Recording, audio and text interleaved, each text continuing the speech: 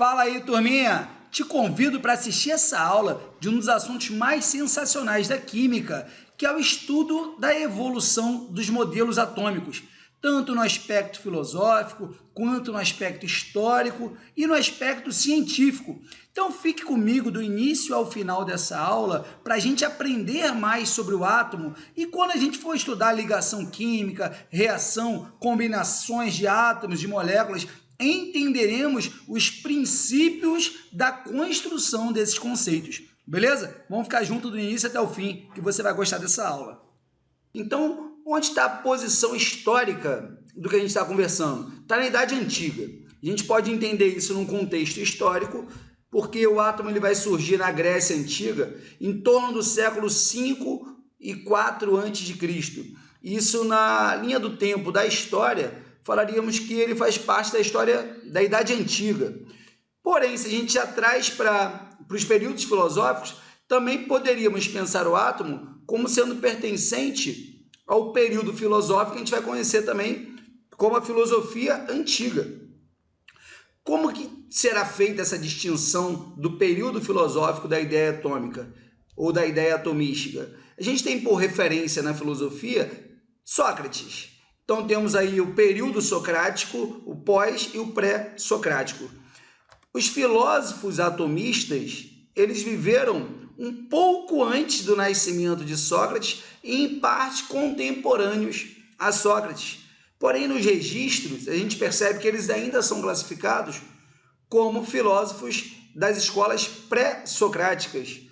E esses filósofos, eles são extremamente relevantes porque Sócrates, ele é um marco na história da filosofia, né? E dentre as muitas frases e muitos registros que Sócrates vai nos deixar, um deles eu destaco aqui já para a gente começar a nossa aula. Só sei que nada sei, e o fato de saber isso me coloca em vantagem sobre aqueles que acham que sabem alguma coisa.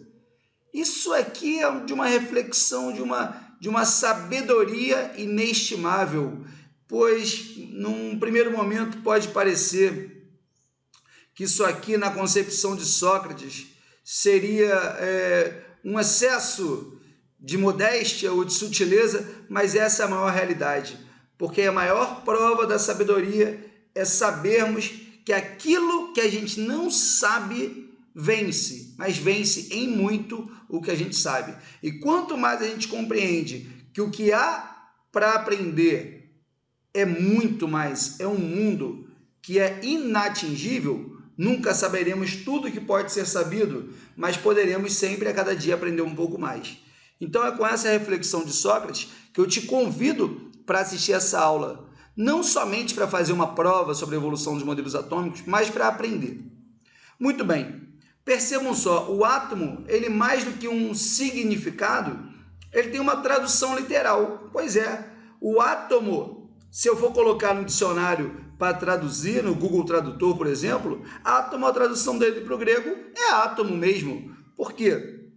Na verdade, a palavra átomo significa não divisível. Esse A é um A que dá a ideia de oposição, de negação, e tomo, do grego, seria partes. Então, não divisível, não fragmentável. Isso é o átomo. Apenas é a definição etimológica, não a simbólica.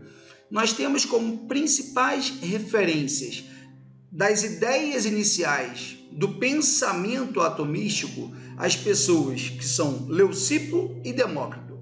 São dois filósofos do contexto pré-socrático que imaginavam que existia uma unidade básica formadora de toda a matéria. Primeiro Leucipo e depois Demócrito, que é relatado como discípulo, né, de Leucipo. Como referências, a história registra que Leucipo era da cidade de Mileto, né, a mesma cidade de Tales, e que Demócrito, de onde se encontram mais registros, ele ficou mais conhecido por suas obras e por suas vivências na cidade de Abdera. Então a gente vê que tem aqui o mar Egeu, né?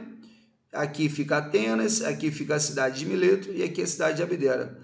Então, os registros referentes a Demócrito, que é o que a gente tem mais informação, por ser também o mais recente, ainda que ambos sejam bem antigos, óbvio, relata na cidade de Abdera. E basicamente a ideia era essa: existia uma unidade básica formadora de tudo.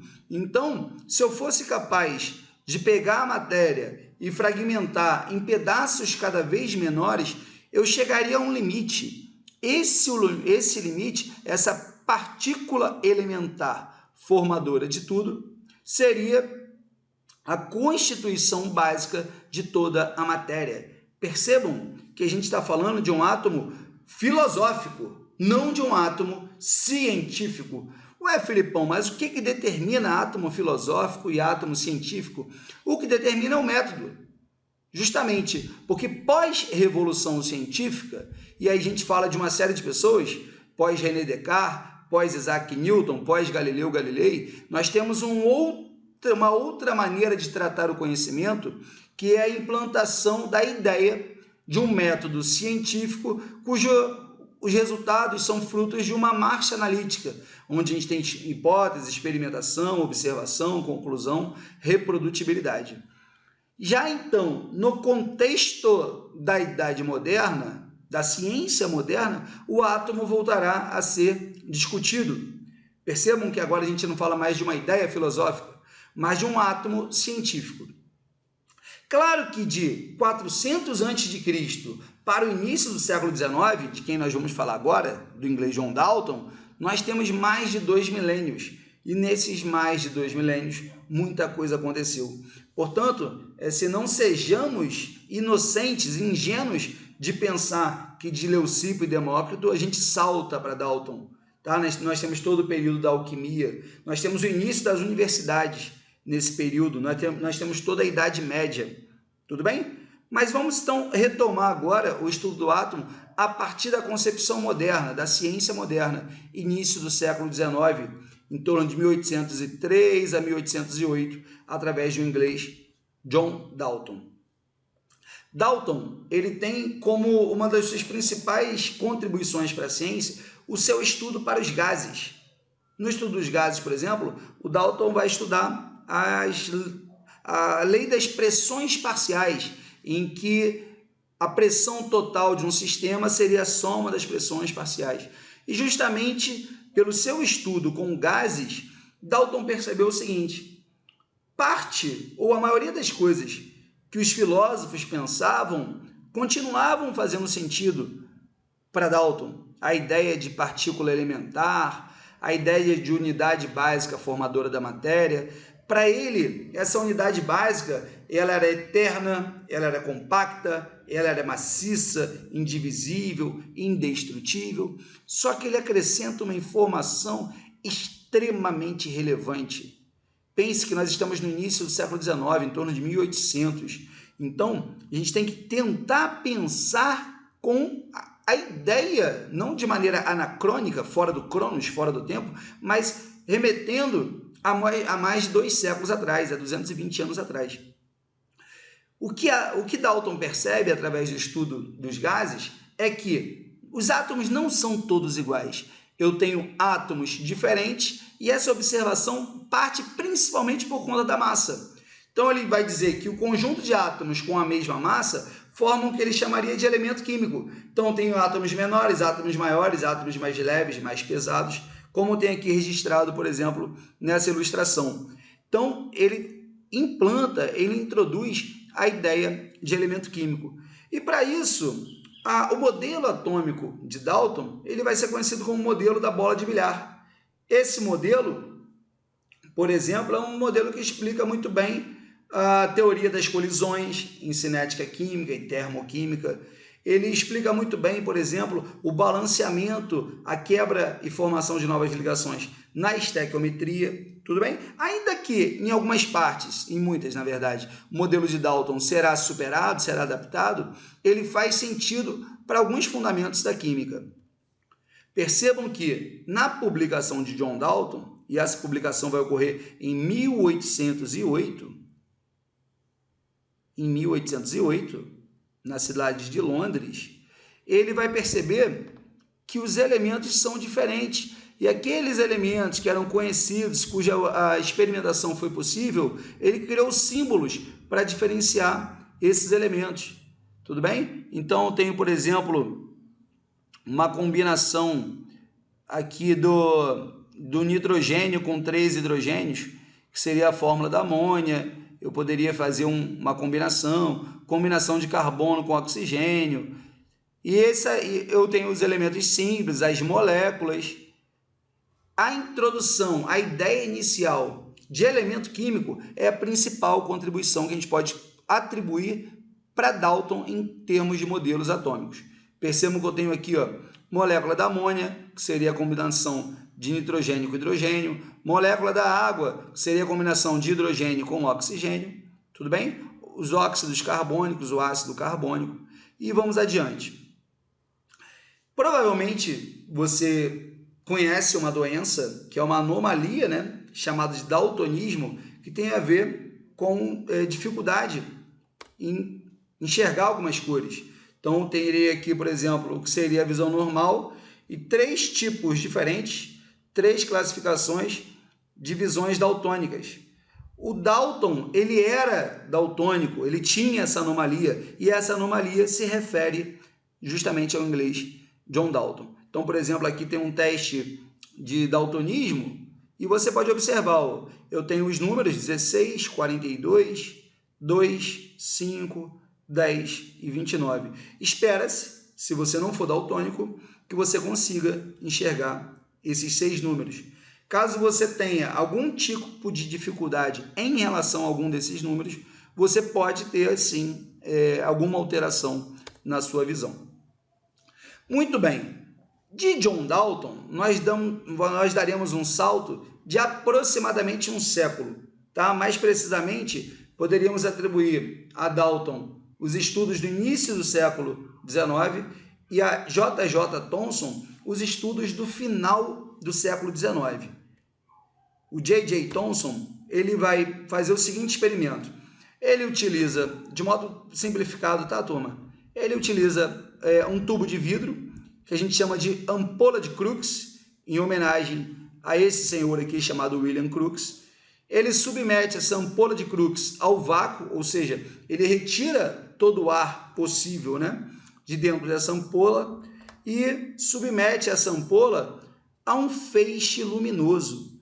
E o que ele vai fazer? Paralelamente, vinha se desenvolvendo as ideias relativas ao magnetismo, por exemplo, e ele faz justamente essa observação, algo semelhante a essa observação. Ele percebe que, de um lado, esse feixe de luz poderia sofrer repulsão de um ímã e, por outro lado, poderia sofrer atração de um ímã. Por essa observação, o que ele vai perceber? Existe uma natureza elétrica da matéria. E o átomo, se ele é uma partícula indivisível, indestrutível, como que ele tem cargas elétricas? A partir daí, a gente acrescenta ao modelo anterior, ao modelo de Dalton, a ideia de cargas elétricas. E a gente poderia retirar a ideia de menor partícula, porque como que a menor partícula será composta por partículas ainda menores? E a esse modelo, a literatura exaustivamente, ainda que Thomson nunca tenha falado, chama o modelo de Thomson de modelo do pudim de passas. Modelo do pudim de passas. Esse modelo do pudim de passas tem muito mais a ver com um doce inglês do que o nosso pudim, né? Que o nosso pudim aqui no Brasil não tem nada a ver com o átomo que Thomson pensou. Porque o nosso pudim aqui no Brasil, ele é feito numa forminha de pudim, ele tem um buraco no meio, então não tem nada a ver com isso. A ideia mais próxima ao que seria o modelo proposto por Thomson seria o panetone ou o chocotone, se você preferir, que seria uma ideia de uma partícula maciça, ou seja, totalmente preenchida, cujos elétrons seriam as passas, seriam essas partículas encrustadas, e essa é a palavra mesmo que ele utiliza, na massa. O átomo seria uma massa positiva com partículas negativas incrustadas nela, e essas partículas seriam os elétrons. Muito bem, percebam que de Dalton para Thomson a gente tem quase um século de diferença. Dos filósofos gregos para Dalton, a gente tem mais de 2 milênios de diferença. Só que daí para frente é tudo pertinho, todo mundo se conheceu. Vamos falar de pessoas contemporâneas, ou seja, pessoas que viveram o mesmo tempo. Beleza? E vamos partir desse experimento. Provavelmente, se você é aluno de ensino médio, você já ouviu falar do famoso experimento de Rutherford. O experimento de Rutherford ou o experimento da lâmina de ouro. E talvez você estranhe agora, mas experimento de Rutherford aponta para Rutherford, mas não aparece o nome de Rutherford nessa imagem? Pois é. Aqui a gente vai fazer a seguinte honra. O experimento atribuído a Rutherford, que claro que o Rutherford tem uma participação brilhante também nesse experimento, ele na verdade ele foi executado por 2 cientistas bastante importantes na história da ciência, um chamado Hans Geiger e outro chamado Ernest Martin. Esses 2 senhores foram de fato quem estiveram no laboratório fazendo esse experimento.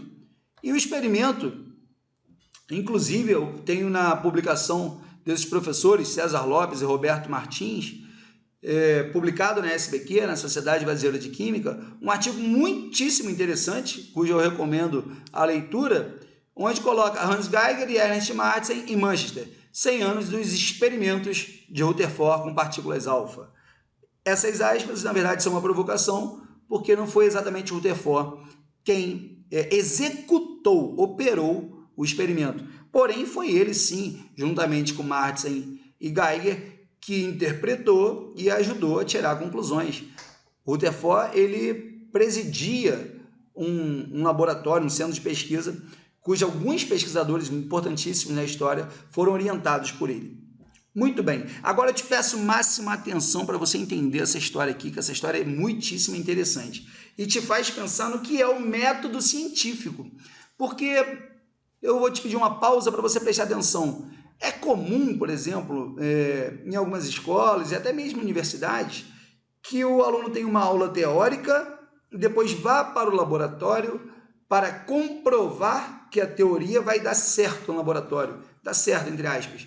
Quando, na verdade, aí eu te peço assim, um esforço tremendo para me entender, quando, na verdade, todo experimento dá certo. Como assim? Todo experimento dá certo? Sim, todo experimento dá certo. É porque alguns experimentos, eles acontecem diferente do que foi previsto, mas ele deu certo. Cabe ao cientista, e esse é o papel do cientista, interpretar os fenômenos e, a partir das observações dos fenômenos, propor ideias. Essas ideias, uma vez que são reprodutíveis, são coerentes e fazem sentido, elas são publicadas na forma de artigos científicos e podem virar teorias, podem virar leis, até que algo melhor apareça e ela possa ser refutada ou ajustada, adaptada. Muito bem. Isso entendido, eu vou pedir para você prestar muita atenção no que foi observado através desse experimento com a lâmina de ouro.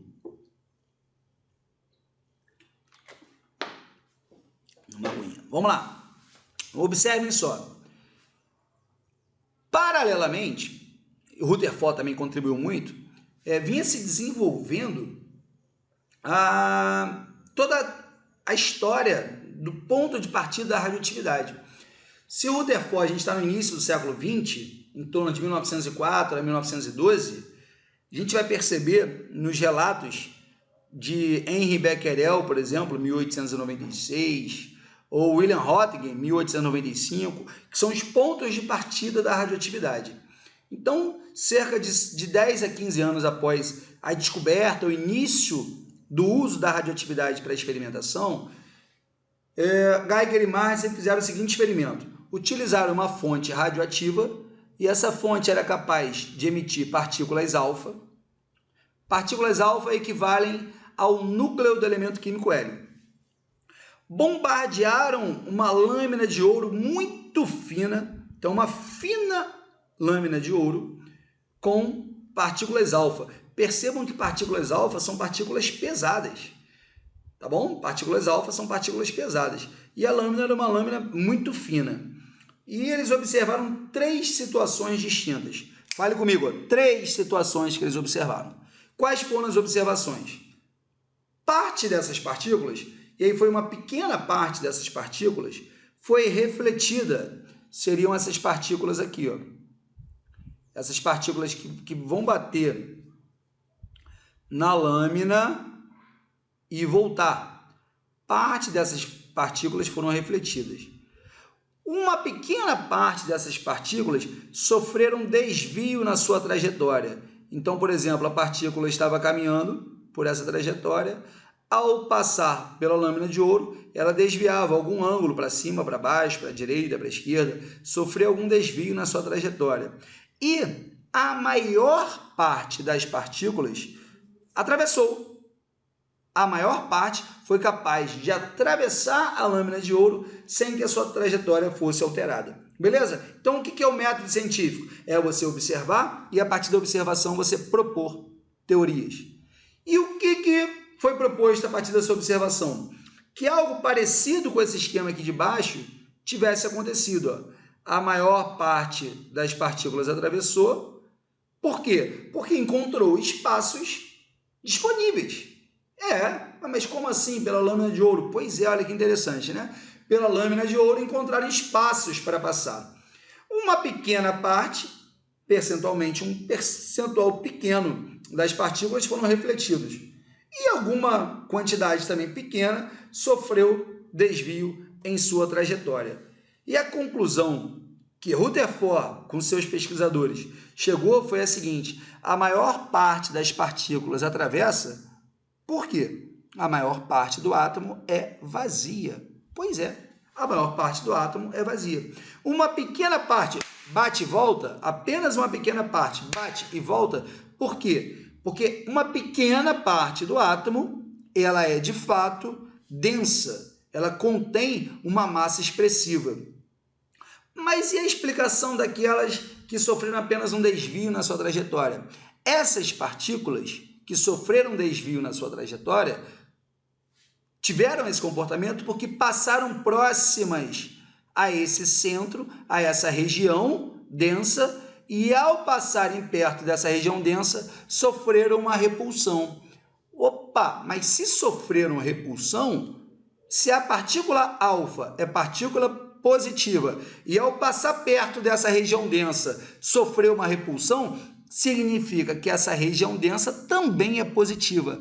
A partir daí, o que Rutherford e seus pesquisadores vão concluir? Que existe uma região central muito menor do que o átomo e essa região ela é densa e positiva. A essa região eles chamaram de núcleo. Se existia núcleo, existia elétron. O elétron, Thomson já tinha proposto. O elétron ficava numa região mais espaçada, mais dispersa do átomo, chamada de eletrosfera. Mas, afinal, como era essa eletrosfera? Como era essa eletrosfera? O aluno de Rutherford, Niels Bohr, vai propor ideias melhores. O que Bohr, através de cálculos matemáticos, dos quais a gente não vai ter aqui nem tempo, nem interesse de desenvolver, mas isso aqui foram cálculos matemáticos, fundamentação matemática, o que Bohr vai perceber? Os elétrons, eles ocupam níveis de energia. Pois é, pense comigo, faça um esforço. Aqueles elétrons que estão mais próximos do núcleo, eles estão mais estabilizados pelo núcleo. Já que eles estão mais estabilizados pelo núcleo, eles saem com mais dificuldade. O núcleo estabiliza mais eles.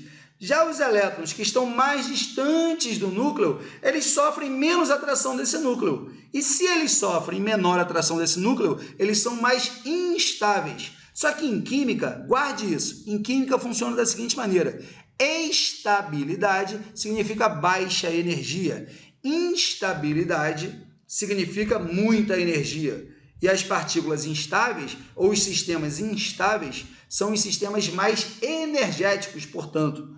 Beleza? Então, para Bohr, os elétrons eles ocupavam níveis de energia. Esses níveis seriam compatíveis com a ideia, por exemplo, do sistema solar, como se fossem órbitas girando em torno de um núcleo. Esse núcleo faz o papel do Sol e as órbitas seriam as órbitas dos planetas. Quanto mais distante do núcleo, mais energia associada a esse elétron.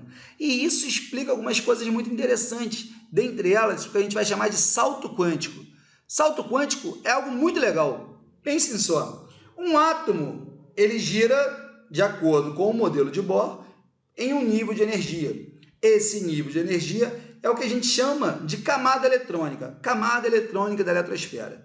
Depois, estudando tabela periódica, a gente percebe que existe uma relação dos períodos da tabela periódica com essas camadas eletrônicas. Muito bem, se o átomo ganha energia, ele pode saltar de uma camada para outra camada. Então, por exemplo, se eu estou analisando esse elétron aqui, ó, ele está na primeira camada. Se eu analiso agora esse elétron, ele está na segunda camada. Se esse elétron aqui ganhar um gradiente energético, ou seja, se ele absorver uma quantidade de energia, ele pode saltar da segunda camada para a terceira ou para a quarta camada. Isso se chama salto quântico. Mas percebam que ele não vai saltar para uma camada mais externa e permanecer nessa camada mais externa. Não, ele salta e retorna. E neste retorno, fenômenos que podem ser observados a olho nu vão acontecer. Explica melhor essa parada aí, Filipão. Beleza. Fogos de artifício. Fogos de artifício. Percebam só. Se eu for submeter um determinado átomo à chama, se eu estou colocando ele diretamente na chama, eu estou fornecendo energia na forma de calor. Beleza? Ao receber energia na forma de calor, um elétron vai saltar de uma camada mais interna para uma camada mais externa. Ao saltar de uma camada mais interna para uma mais externa, ele absorveu energia. O que ele absorve de energia na forma de calor, ele devolve na forma de luz. Exatamente, ele absorve energia na forma de calor e emite e devolve essa energia na forma de luz. Dependendo da quantidade de energia que ele devolver, nós sabemos que existe uma relação entre energia, frequência e comprimento de onda. Dependendo da quantidade de energia que ele devolver, nós podemos observar no espectro do visível, que vai entre 400 a 800 nanômetros aproximadamente, uma determinada cor. Muito interessante isso. Por exemplo, o lítio vai emitir algo em torno do vermelho, o sódio um amarelo intenso, o potássio um violeta, um cobre o verde, o estrôncio um avermelhado também. Por quê? Por que os fogos de artifício têm tantas cores? Porque são elementos diferentes que absorvem quantidade de calor diferente, fazem saltos quânticos diferentes e ao devolverem esse gradiente energético na forma de luz, eles devolvem uma quantidade de energia que será visível em uma determinada faixa do espectro. Fala que isso não é muito maneiro? Claro que é, claro que você gostou. E se você sabia, comente aí também, porque é muito legal essa interação. Aí percebam só, um detalhe muito maneiro também é o seguinte, muito curioso, só uma aguinha.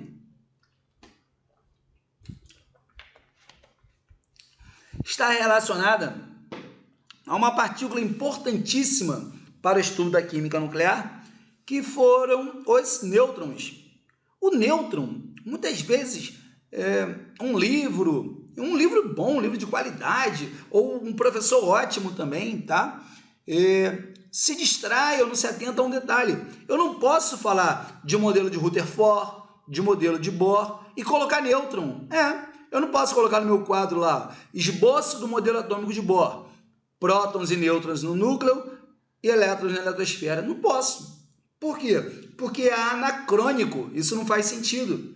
Tendo em vista que o nêutron ele só vai ser de fato descoberto e publicado com fundamentação científica em 1932. E o modelo de Bohr é de 1913. Rutherford já previa a existência de uma outra partícula nuclear, só que ele não conseguiu explicar. Antes do James Chadwick, outros cientistas também propuseram a possibilidade de uma outra partícula nuclear, mas ele que veio fundamentar mesmo através dessa equação. E observem só, não foi James Chadwick que fez o experimento. O que ele fez foi a interpretação correta de um experimento que já havia sido feito. O que ele vai desenvolver é o seguinte, uma reação entre o hélio e o berílio, e uma reação entre o hélio e o berílio, percebam que o hélio tem número atômico 2, o berílio tem número atômico 4. Portanto, eu tenho um total aí de 6 prótons. O hélio tem massa 4, este hélio aqui, e o berílio massa 9. Então, eu tenho um total de 13 como partículas.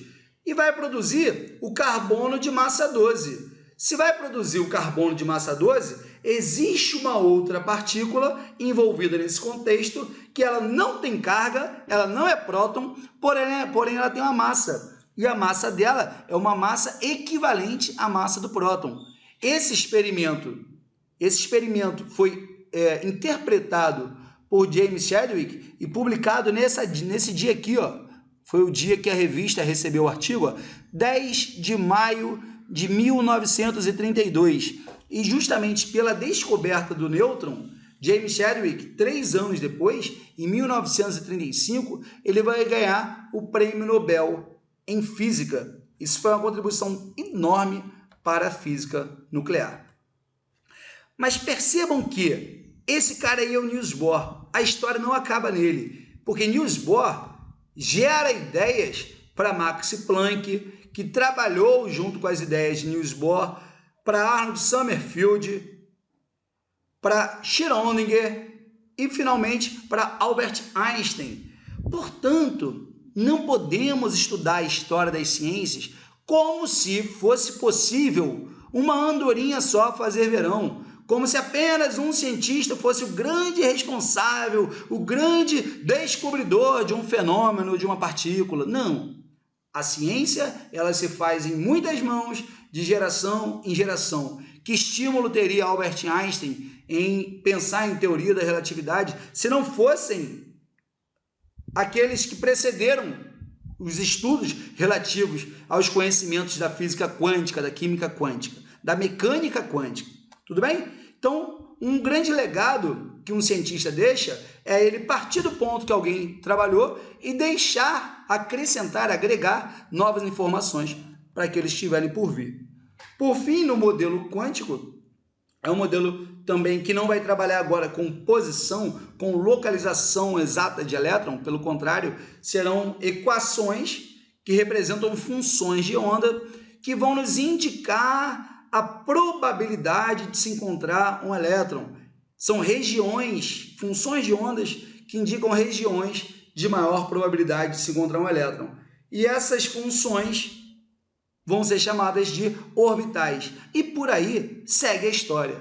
O modelo atômico não se encerra no modelo atômico de Bohr, ainda que o modelo de Rutherford-Bohr seja o mais aplicado na escola por ele ser suficiente para responder a maioria dos fenômenos que nós estudamos neste nível de educação, tanto de nível ensino médio e muitos também de nível superior.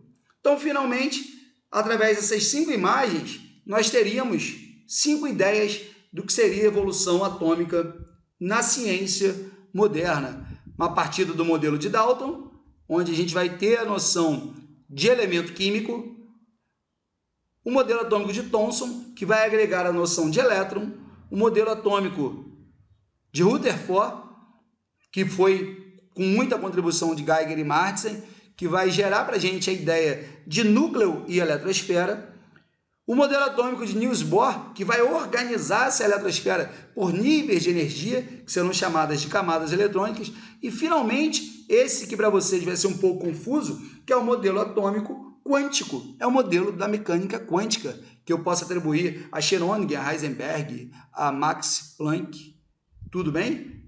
A Albert Einstein, porque todos, a partir dessas ideias, propuseram teorias que envolviam a mecânica quântica ou a quântica clássica. Eu espero que vocês tenham gostado, fico feliz de você ter ficado até aqui assistindo esse vídeo, é sinal que essa história te interessou. Entender o porquê das coisas, entender as histórias não contadas, faz parte da vida do estudante. A gente não precisa apenas decorar para passar na prova, passar no vestibular, isso também. Mas as histórias não contadas, o amor pelo conhecimento, a filosofia propriamente dita, que é amor pelo saber, é o que eu desejo para a sua vida. Tá bom? Muito obrigado por ter ficado até aqui, um grande beijo e até o próximo vídeo.